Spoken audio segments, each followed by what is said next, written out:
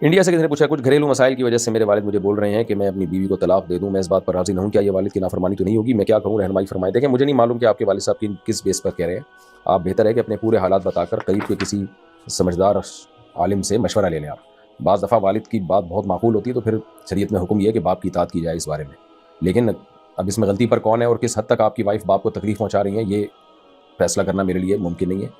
تو ایسے مسائل جو ہے پھر اپنے کسی قریبی جاننے والے کوئی عالم ہو ان کو پورے حالات بتائیں اور اس کے بعد ان سے مشورہ لیں۔ انڈیا سے کسی نے پوچھا مجھے نماز میں بار بار شک ہوتا رہتا ہے، کبھی سجدہ بھول جانے کا، کبھی سورت نہ پڑھنے کا شک ہوتا ہے، ایسا کافی دنوں سے ہو رہا ہے، اکثر سجدہ سہو کرنا پڑتا ہے، رہنمائی فرمائیں۔ غالب گمان پر عمل کر لیا کریں، بس جس طرف ذہن غالب ہو اسی پر عمل کر لیا کریں، زیادہ شک نہ کیا کریں اس میں۔ اور پھر بھی اگر کہیں بھی ذہن نہیں جاتا تو یقین پر عمل کریں۔ اگر آپ کو شک ہے کہ پتہ نہیں ایک سجدہ کیا، 2 سجدے کیے تو ایک اور سجدہ کر لیں اور آخر میں سجدہ سہو کر لیں۔ اگر آپ کو شک ہے کہ 3 رکعتیں پڑھی ہیں یا 4 پڑھی ہیں تو اتحیات میں بیٹھیں اور پھر 1 رکعت اور پڑھ لیں اور پھر آخر میں سجدہ سہو کر لیں۔ شانزہ پاکستان سے میرا ایک اور بھی اہم سوال ہے۔ میں پاکستان میں اسلام آباد سے تعلق رکھتی ہوں۔ ایک دن میں نے انسٹاگرام پر ایک اسلامک ویڈیو کے نیچے ہندوؤں کے کمنٹس پڑھے۔ اس میں وہ اسلام کے بارے میں ایسی غلط باتیں کر رہے تھے جس کا اسلام میں تصور بھی نہیں کیا جا سکتا، اس لیے میں نے اپنا فرض سمجھ کر ایک کمنٹ کا رپلائی دیا۔ اس ہندو نے کہا کہ اس بات کا میرے پاس پروف ہے، اس لیے میں نے اس کو ان باکس میں آنے کی پرمیشن دے دی۔ میں نے اس کو وہ بات تو سمجھا دی مگر اس کے اسلام کے بارے میں اور بھی کئی شبہات ہیں۔ وہ ہندو ہے، انڈیا میں رہتا ہے اور میں اس کو نہیں جانتی، اور میں اس سے اسلام اور ہندو مت کے علاوہ کسی بارے میں بات نہیں کرتی۔ حدیث میں آتا ہے کہ جب 2 مرد اور عورت اکیلے ہوتے ہیں تو تیسرا شیطان ہوتا ہے۔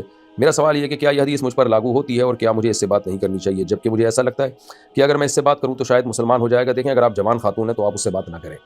کسی کے اسلام لانے کے لیے اپنے آپ کو آزمائشوں میں ڈالنا یہ ٹھیک نہیں ہے۔ مرد بہت پڑے ہوئے ہیں، مردوں کو آپ خواتین پہ محنت کریں تو ان کو کسی صحیح بندے کا نمبر دے دیں جو دین کا کام کر رہے ہوں۔ قیصر راجہ صاحب کا بھی نمبر دیا جا سکتا ہے، اور بھی بہت سے لوگ اچھا کام کر رہے ہیں اسلام پر، میرا بھی نمبر دیا جا سکتا ہے۔ ایسا یعنی اگر کوئی ان کے اسلام کے بارے میں کوئی شبہات ہیں تو ان کا ہم بھی جواب دے سکتے ہیں، یا آپ ان سے ریٹن میں سوال لے لیں اور انشاءاللہ ہم اس کے جواب یہاں چینل پہ ریکارڈ کروا دیں گے۔ تو لیکن میرا مشورہ یہی ہے کہ آپ ایسے کسی سے اس طرح ڈائریکٹ رابطہ نہ کریں، اس کے عام طور پر اس کے سائیڈ ایفیکٹ بہت زیادہ دیکھنے میں سامنے آتے ہیں۔ پاکستان سے کسی نے پوچھا کیا ہاتھ سے خواہش پوری کرنے سے روزہ ٹوٹ جاتا ہے؟ جی، روزے کے دوران ہینڈ پریکٹس کی اگر کسی نے ڈسچارج ہو گیا تو روزہ ٹوٹ جائے گا، لیکن اس سے صرف قضا واجب ہوتی ہے، کفارہ لازم نہیں ہوتا، لیکن سخت گناہ ہوتا ہے۔ رمضان کا روزہ توڑنا معمولی جرم نہیں ہے، تو قضا واجب ہے، کفارہ لازم نہیں ہے۔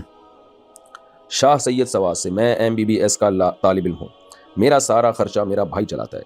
میں نے اپنے گھر والوں سے کہا کہ میں شادی کرنا چاہتا ہوں، گھر والے کہتے ہیں پہلے پڑھائی مکمل کرو اور پیسے کماؤ پھر شادی کرو، اس بارے میں آپ کی کیا رائے ہے؟ سائڈ بزنس شروع کرتے ہیں کوئی پڑھائی کے دوران ہی جو یورپ میں جاتے ہیں نا لوگ، پڑھ بھی رہے ہوتے ہیں اور کھانچے بھی کھولے ہوئے ہوتے ہیں، انہوں نے شام کے وقت میں اپنے کچھ نہ کچھ بزنس کر رہے ہوتے ہیں، تو جب انسان کے سر پہ پڑتی ہے تو سب کچھ ہو جاتا ہے۔ تو آپ تھوڑا بہت بزنس شروع کرتے ہیں اسی نیت سے کہ اللہ تعالیٰ برکت دے گا تو میں شادی کر لوں گا، تو انشاءاللہ اللہ برکت دے گا اور آپ کی جلد شادی ہو جائے گی۔ پڑھائیاں مکمل تو ہونے میں اگر لگا، پڑھائی تو پھر چلتی رہتی ہے، پڑھائی تو کبھی مکمل ہوتی نہیں ہے، وہ تو پھر جا کے آپ پتہ نہیں بڈھے ہو کے شادی کریں گے، پھر وہی ہوگا کہ ایک آدمی کے پاس پیسے نہیں ہوتے تھے تو اس لیے بادام نہیں کھا سکتا تھا وہ خرید کے، جب پیسے آئے تو منہ میں دانت نہیں رہے، تو کہتا تھا کہ جب دانت تھے تو پیسے نہیں تھے بادام چبانے کے لیے، بادام خریدنے کے لیے، اور جب پیسے آئے تو دانت نہیں ہے۔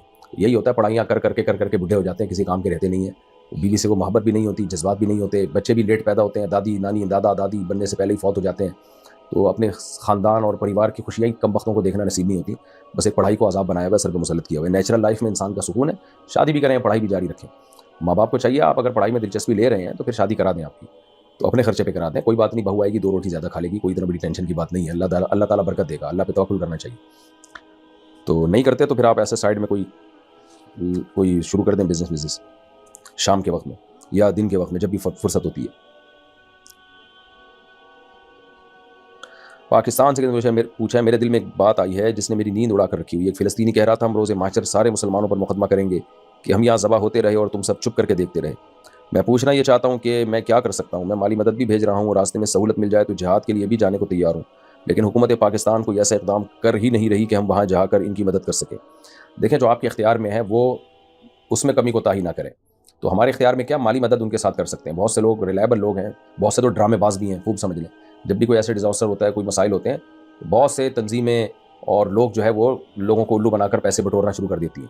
تو کوئی بھی ریلائبل ٹرسٹ ہو جو واقعی قابل اعتماد ہو تو علماء سے پوچھ کے اس ٹرسٹ کے ساتھ تعاون کریں اور اپنی رقم وہاں ان زخمیوں تک اور ان جو بھی وہاں بے گھر ہوئے ہیں ان تک اپنی رقم پہنچائیں. تو پاک ایڈ ویلفیئر ٹرسٹ بھی ایک اچھا ٹرسٹ ہے, میں پرسنلی ان کو چونکہ جانتا ہوں, ان کے ساتھ بھی آپ تعاون کر سکتے ہیں, بہت کام کرنے اندر. ان کا اکاؤنٹ نمبر آپ کو مل جائے گا گوگل پہ سرچ کرنے سے. محمد اعظم کوٹ ادو سے, کیا 2 آدمی نماز تراویح کی جماعت کرا سکتے ہیں, یعنی ایک امام دوسرا مقتدی؟ جی بالکل کرا سکتے ہیں. انڈیا سے کسی نے پوچھا ہے کوئی ایسا طریقہ بتائیے جس سے میرا ایمان مضبوط ہو جائے اور میں اس طرح نماز پڑھنا چاہتا ہوں جس طرح نبی کریم صلی اللہ علیہ وسلم اور ان کے صحابہ پڑھتے تھے, خشوع کیسے لاؤں اپنی نماز میں. زیادہ نماز پڑھیں گے, دھیان لگانے کی کوشش کریں گے تو دھیان لگنا شروع ہو جائے گا. اب ظاہر ہے ایسی تو نہیں پڑھ سکتے جیسے نبی صحابہ پڑھتے تھے, وہ دور تو کیا بھائی.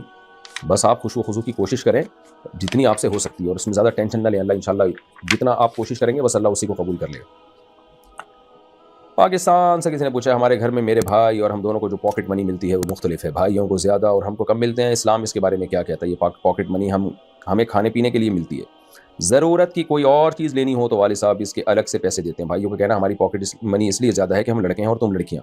ہمارے والد تو برابر دینا چاہتے ہیں مگر بھائی والد صاحب کو ایسا کرنے نہیں دیتے. رہنمائی فرمائیں, بالکل غلط ہے. نبی صلی اللہ علیہ وسلم کی صحیح حدیث ہے, نعمان ابن بشیر رضی اللہ تعالیٰ عنہ سے روایت ہے, آپ نے فرمایا کہ اولاد میں برابری کرو. ایک صحابی نبی کے پاس آئے, انہوں نے کہا کہ یا رسول اللہ میں غلام اپنے بیٹے کو گفٹ دینا چاہتا ہوں. آپ نے فرمایا دوسرے کو بھی دے رہے ہو؟ انہوں نے کہا نہیں. فرمایا میں ظلم پہ گواہ نہیں بنتا. تو اولاد میں برابری ضروری ہے, بیٹا بیٹی میں بھی آپ فرق نہیں کر سکتے. مرنے کے بعد بیٹی کو آدھا ملتا ہے, بیٹے کو زیادہ, اس میں کچھ حکمتیں ہیں, مصلحتیں ہیں, لیکن زندگی میں باپ فرق نہیں کر سکتا کہ یعنی زندگی میں باپ اگر وراثت بھی تقسیم کرنا چاہے تو بیٹے بیٹی میں برابری کرنی پڑے گی. ہاں ضرورت کی بیس پہ فرق کیا جا سکتا ہے, یا دینداری کی بیس پہ یا خدمت کی بیس پہ, کہ ایک نے خدمت زیادہ کی ہے چاہے وہ بیٹی ہو تو پھر بیٹی کو زیادہ دے دیا جائے, وہ خدمت زیادہ کر رہی ہے.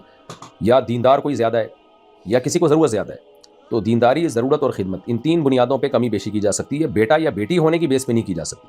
تو والد صاحب کو چاہیے یہ نہ کریں, جتنا بیٹوں کو پاکٹ منی دیتے ہیں اتنی ہی بیٹیوں کو دیں, اس میں کمی بیشی یہ ٹھیک عمل نہیں ہے.